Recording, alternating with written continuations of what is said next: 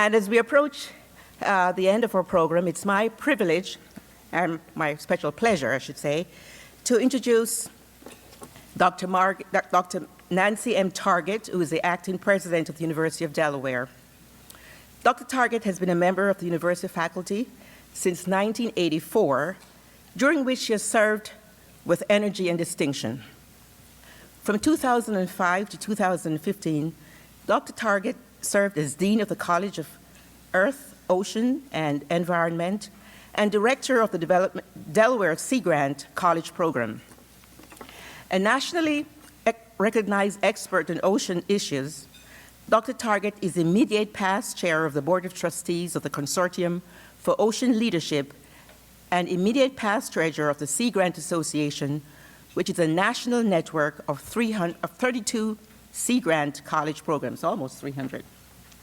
She has served on the Ocean Studies Board at the National Academy of Sciences and the Mid-Atlantic Fisheries Management Council. In 1999, she was selected as an Aldo Leopold Leadership Fellow, which is a program in which provides researchers with skills and theoretical framework for translating their knowledge to action and for catalyzing change to address the world's most pressing sustainability challenges. A graduate of the University of Pittsburgh, President Targett earned her master's degree in marine science at the University of Miami and her doctorate in oceanography at the University of Maine with a specialization in marine chemical ecology. She was recently named Provost and Vice President for Academic Affairs at the University of New Hampshire, a position she will assume in September. We're delighted to have you, Doctor.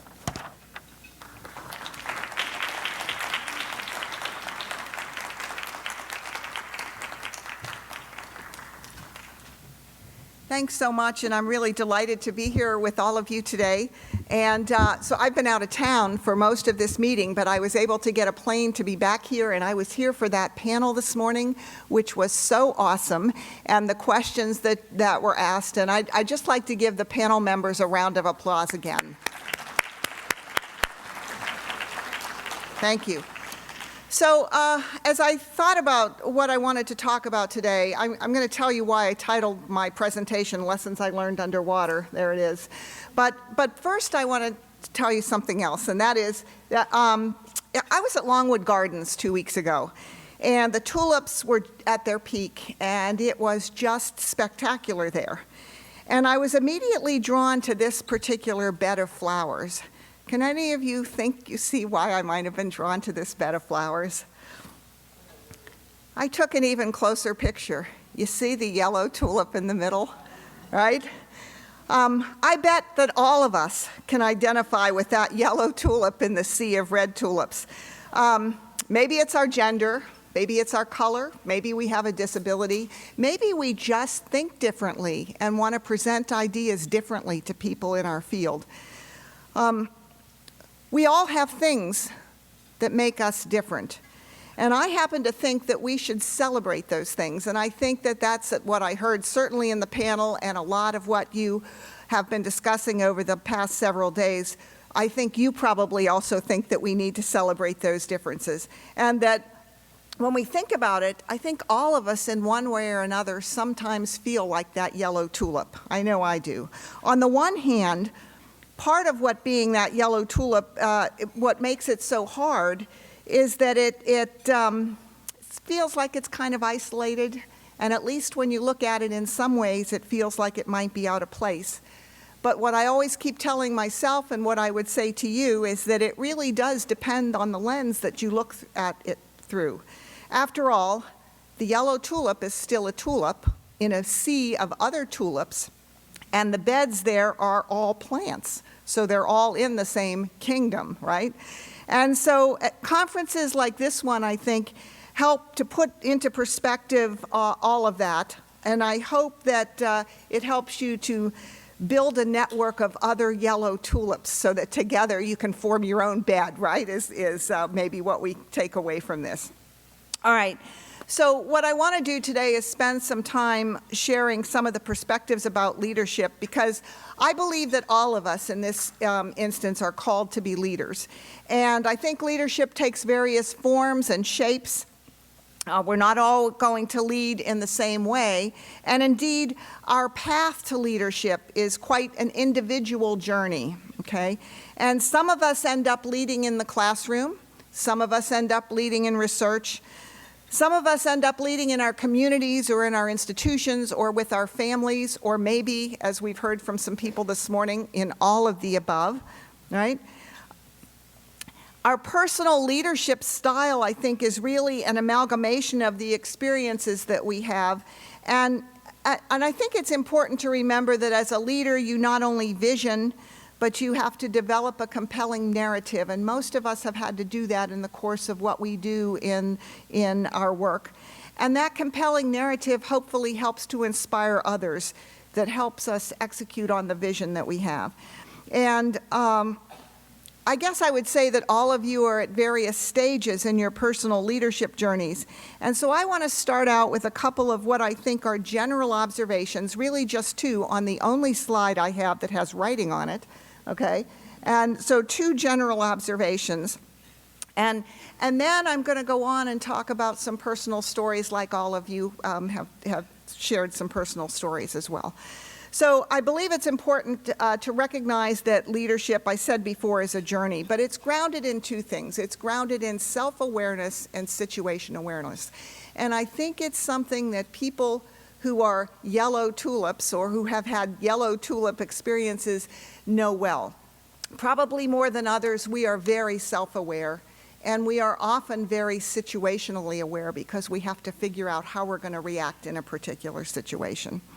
And it's from the self-awareness, I think, that we start to recognize what our core values are and where our own personal strengths are. And that's the first step on that leadership journey. And then from the situational awareness that we're in, that's where we figure out what motivates other people and how we can adapt and move with people to help inspire them to work with us. And I guess the other thing I would say is that last bullet point there is that along a leadership journey, there are some what I call aha moments. And we all have them. They're watershed moments where suddenly you get that clarity of what it is you're doing and why you're headed in a certain direction. And so I'm going to share some of, just a couple of my aha moments with you. And then I'm going to urge you to please be open for those aha moments in your own lives, because those can be very defining moments. And I'm thinking of some of the panelists up here. I'm not going to do research, right? I'm not going to do this. I figured this out, aha.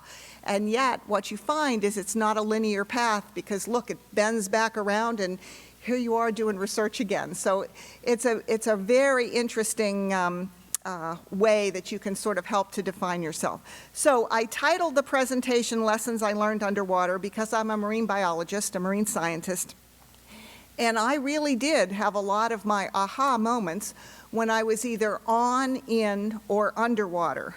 And when I say underwater, I mean that literally and figuratively, because, you know, you can be underwater a lot.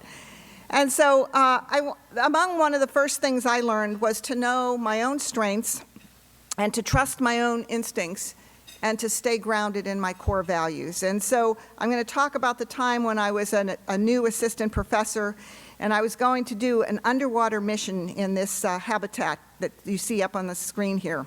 It was an underwater habitat located at 50 feet, and I was going to live and work out of that habitat for a week. And I was the chief scientist. It's always good to be in charge. I was also the only woman. And so there were going to be 4 of us in this habitat for a week. And all of us were accomplished research scuba divers. And we went through a really rigorous training program to be able to do this. And as the last part of the training program, what they did is they took us down to the location habitat, and they were going to take us for a swim around the canyon. And that's what the habitat looks like. It's just for scale. It's 16 feet by 8 feet in diameter. So it's basically like a tin can turned on its side with a window on the end. Okay? And you can see the the canyon area where the big yellow dot is where the habitat is located. And then, in fact, we were working out where the red dot is, all the way out at the far end of the canyon. And there was a string highway there. There was yellow polypropylene line along the canyon wall. And you'd follow those lines. And they were labeled A, B, C, D, so you could find your way when you were underwater. Anyway, the last part of the training was to do a dive that took us down to the canyon and swam us around the canyon. And so we got to the site, and everybody jumped off the boat. And you know, when you do diving, you're with a buddy pair, so it's always two of you together because your buddy is your safety underwater. That's one of the core principles. And so my buddy and I jumped off the boat. We went to the bottom. We all sort of got together on the bottom. And then the two trainers signaled to us. They said, "Are you okay?" And we all said, "Yep, we're okay." And we thought we were going to do a leisurely swim. Well, the two trainers took off at breakneck pace. And so the four of us kind of look at each other, the buddy pair, we look at each other, and we take off after them. And pretty soon, I'm breathing, no, and at that time, I was in really good shape, okay? So pretty soon, I'm breathing so hard that I can't get enough air out of my tank. It's called overbreathing your regulator, sucking so hard to get air and you can't get enough. Finally, I thought to myself, this is stupid. I'm putting everybody at risk. I'm going to stop. And so I tug on my buddy, dive buddy, who was a little ahead of me. I tug on his flipper, and I tell him we're going to slow it down, and we're going to swim the rest of the way a little slower. I could see the disappointment in his eyes. I'm the woman. I've just slowed him down, and he's not going to keep up with everybody else. But he had to stay with me, right? We're a buddy pair. So we finished a little bit behind everybody else, only about 3 minutes. And we go into the debriefing. The other team is sitting there. And when we got into the habitat to do the debriefing, I thought we had lost the race, right? I figured it was a race to see who would finish first. And so I thought we had lost the challenge. But the trainers who were sitting in there talking to the other team weren't chastising us. They were chastising the other team. So I started listening. They were the ones that finished first. Turns out I wasn't the only one that was overbreathing my regulator. Everybody was. Turns out I was the only one that made the right decision to slow down, right, and put safety first. And so the others kept swimming, and the one guy was breathing so hard that he sucked the diaphragm out of the second stage of his regulator and almost choked, right? He put the entire mission at risk. So they were really chastising him. In the blink of an eye, my buddy and I went from what I thought were failures to triumph, right? I kind of winked at my buddy when he looked at me, you know, because he wasn't so sure when we slowed down. What I learned then is that I had trusted my instincts, and most of all, I had stayed true to a core principle of diving, which is safety. And I learned then that the race is not always to the fastest, right? And I learned that sometimes we make assumptions. I had made an assumption that it was going to be a race to see who could finish first, but it wasn't. It was a psychological test to see if someone would succumb to peer pressure. So I learned then that the aha moment for me at that point was to always think about what my assumptions are. And is there another way to look at the issue or the problem that could help me to understand how someone might be thinking? Because sometimes the assumptions aren't valid. It also taught me the value of self-awareness and, of course, of knowing my limitations.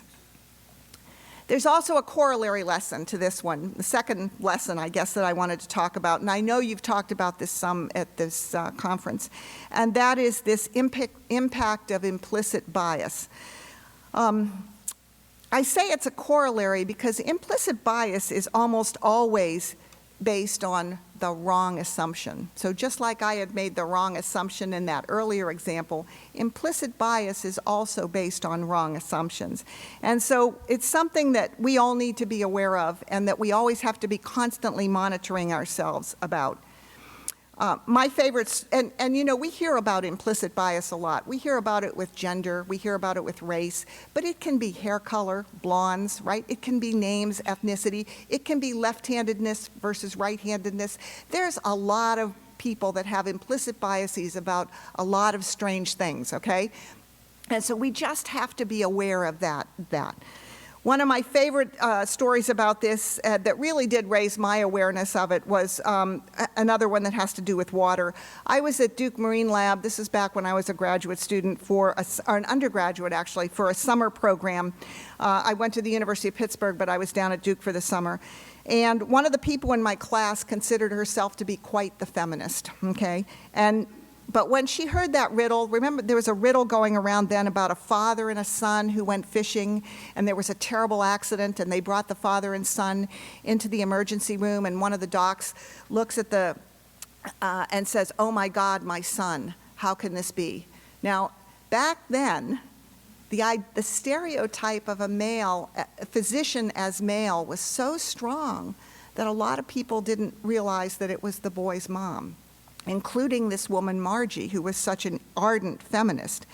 So here she was, someone who was, if you asked her, she absolutely didn't have any biases. She knew women could do all this stuff, and yet when presented with a little riddle like this that tested her sort of subconscious bias, she discovered that she had that subconscious bias. That's what I mean about having to really be on top of it. A little bit later in the summertime, we were out on one of the small research vessels that Duke had, and this rogue wave hit the boat, and I fell overboard. And as I went overboard, it was Margie on the boat that saw me fall overboard, thank God. But what do you think she yelled? "Man overboard." And I didn't hear her say that. I was really glad she did. But what I did hear is I surfaced in the water just in time to hear a whole lot of expletives, followed by Margie going, "No, no, no, I mean woman overboard." So, right? So just goes to show you how much and sometimes implicit bias can be pretty benign, but often it really does hobble leadership. Be aware of it, guard against it. You know, at Stanford in their design class, they purposely bring people together from all different perspectives and viewpoints and life areas to work on a particular problem. In the academy, we do that too with multidisciplinary learning. On search committees, we try to put people that will have different perspectives together. Businesses do it too. It's really important, and there's a reason why. I think that limiting yourselves by having an implicit bias or not monitoring your implicit bias can negatively impact your ability to be a fully effective leader. And I also want to say to you, it's still out there. I'll give you an example of one that I encountered just a couple of weeks ago. My husband and I were out walking on the campus, and we had some visitors on campus that someone else was showing around. He wanted to introduce the visitor to the president of the university. So he saw me and he said, "President Target." And Tim and I both turned around. You know where this is going, right? Tim and I both turned around. And the person, so as my friend came up and said, "President Target," the guy stuck his hand out to Tim, right? And Tim is wonderful. My husband is very supportive and very wonderful. And he very graciously did it in a way that did not insult or anything. He just sort of stepped aside a little bit, and I was able to put my hand out and just smile and say hello. Hope it was a learning moment. Now, something that I will tell you is that the man was an African-American man. He was somebody that I know has experienced difficulties and biases in his own life, and yet here he was having a preconceived notion in his mind. So all of us have to guard against these kind of biases, right? It sneaks up on all of us. All right. There are more, but I'm not going to tell you any more of those. So the idea is that we just want to be aware, and you know, I think I know how many of you feel. I can empathize with many of us that I would call the yellow tulips, in that a lot of these situations that we find ourselves in are small situations if you take them individually. But when you start to take the sum total, or they occur over and over and over, it does get wearing after a while. And that's why we have to build a whole network of yellow tulips so that we can all rely on each other to help each other out, and that we can call and vent to people that when we need to on these issues, and sort of get that kind of support. one of the things, and that leads me into a comment that I want to make on mentorship, and I know you've touched a little bit on mentorship here, and so I want to give you my perspective on this. I have learned over the years, and who knows, I just might be the most seasoned, read old person in the room, I don't know, but one of the things I know well is that none of us does it alone, right? None of us does.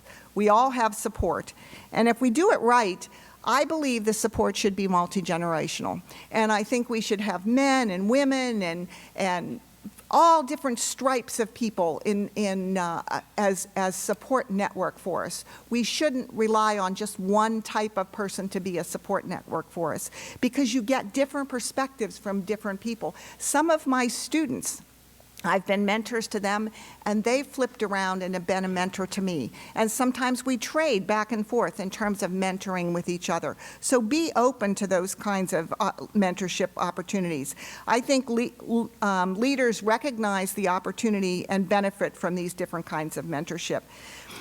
Earlier you heard me reference dive buddies, right? I call life mentors life buddies. And I think that I really do urge you to cultivate them. They're not only your safety net, but they are your network. And I know there was a lot of networking that went on here this weekend, and that's the beginning of some mentoring kinds of opportunities. And I've benefited from many people whom I would call mentors over the years. One of the first was someone who dropped into my life only for a very short time. It was someone that when I was a high school kid, I really wanted to be a marine scientist, but there weren't very many women in the field. And then all of a sudden, on a Sunday, there was on the front cover of Parade magazine, on the Sunday newspaper insert, here was this woman who had just graduated from Duke Marine Lab and was on the back of a boat, and she was on the cover of this magazine for the work that she was doing. And I was so excited, and I wrote to her, and she took the time to write me back. I wrote and asked for advice, and she took the time to write me back. And our paths never crossed again, but when for 30 years, and when I finally met her, our paths crossed after 30 years, I still had the letter. 5-cent stamp, erasable bond paper, how quaint, right? And as a result of that, what I learned is that even today, we are called on to make a special effort for our students, for our new faculty, to give back to them the way people helped us. So you try to pay it forward in that particular way, because you never know when what you're going to say, particular piece of advice, is going to resonate and make a difference in somebody's life. And I think that's really important. Just a couple more stories, and then I'll close it out. But when I became dean about 10 years ago, I faced some particular personnel issues in my college. And it felt pretty solitary, right? I couldn't really talk to anybody about them. And when I thought I was just dealing with it alone, and then I came back into my office one day, and there was this box and a card on my office desk. Wasn't signed, right? These days, I guess everybody would worry it was a bomb, but it wasn't. Okay. So I opened the box. It was a little box. It looked like a jewelry box. It was just a tiny box. And I opened the box, and inside there was a pebble glued to a little board. So someone had taken some trouble to glue a rock, a stone, to a board. And then there was also a vial of sand. And then I'm kind of looking at this thinking, then I opened the envelope, and it contained a simple Taoist saying that is now one of my favorite sayings that I'm going to pass on to you. It said, "Water flows around the rock, and eventually the rock is sand on the beach." So that was another one of those aha moments for me. It underscored the importance, yet again, of mentors, but it also reinforced for me the idea of trying to take different approaches to problems. You don't have to keep hitting the rock head on. You can flow around the rock and eventually wear that rock down, okay, and have that rock be sand on the beach. And so I always like to try to think about that as well. Actually, one other thing I will tell the story about, we do have a group, someone in the meeting this morning mentioned having a group of women that get together, and we have a group of women administrators, a small group of women administrators that's just sort of gravitated to each other and started going out to dinner together. And we gave ourselves a name. Do I tell the whole story? Let's see. We became, it was a time when they were forming a lot of institutes at the University of Delaware, so we decided to become an institute, even if it was only a virtual institute. And so we called ourselves the BI. The B was for the name of the restaurant where we met. And so we would call ourselves the Bayard Institute. And it was a safe space. When we went there, it was to talk through problems. We could solve all the problems of the university. But it was a safe space to talk through issues and just to have conversations. And it was all in the vault, right? Everything was in the vault when we were at those meetings. And so you didn't talk about it outside of that, but you just tried to work through issues that you had. And that kind of safe space is really helpful. And that's mentoring each other, right? So that is, and actually one of the BI members is here. So, again, very helpful as we move forward in these things. All right, so let me say, I want to close with just two things. My very first thing is that I like to say to people, and especially to women, I like to say that you never, ever, ever let anyone else define who you are. And when I grew up, women didn't do science. Girls didn't spend the summer taking physics classes because it wasn't offered at your all-girls high school. Girls didn't say they wanted to take AP chemistry and AP biology in high school instead of home ec, right? It just wasn't done. I did. And actually, there were 3 of us at my high school that did this. Today, the obstacles that you face are different than those, right? But the idea is you never let anybody else define you, your path, and what you want to do. You define yourselves through your own lens, recognize that it's, and we heard this today, it's not always a linear path, but that it's your path, and you own it, and you do it. And just because you decide you're not going to do something at this particular time, doesn't mean that you're going to drop off and never do it again. You might circle back. So always be open to that possibility. And then the last message I want to leave with you is, right now, we seem to be living in a world where the focus is on everything that's tearing us apart. And conferences like this one, this workshop, this conference, really reinforces for me what we can do when we work together. And so let's focus on the common ground, on the together part of what we are, and then together, let's go out and change the world. Thank you.